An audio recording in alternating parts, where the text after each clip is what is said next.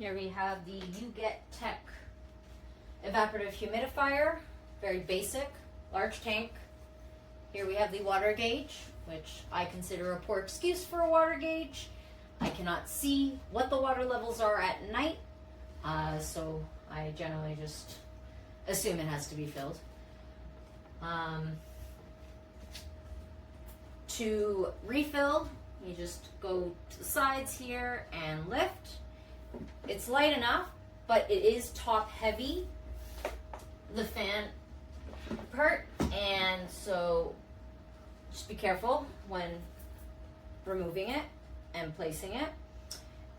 Filter is washable.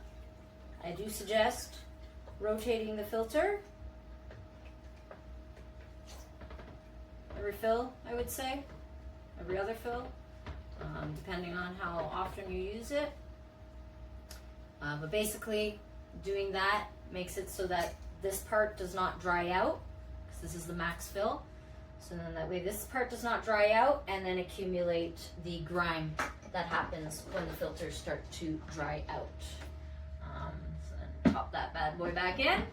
You can use tap water with these because it's not mist going into your air.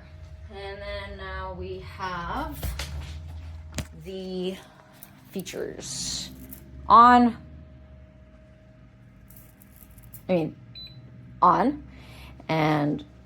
off, and then there's a timer 2, 4, 6, 8, and the downfall is that beeping sound and then not being able to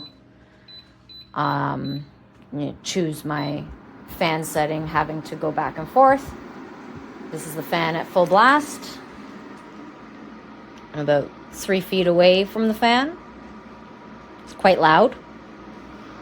Once it's at mid-range, it's not bad at all. And then lowest, you can't even hear it. It does the job. It's kept the place at the humidity level I need. I will keep this because it's impossible to find an evaporative humidifier and they're expensive. So have fun.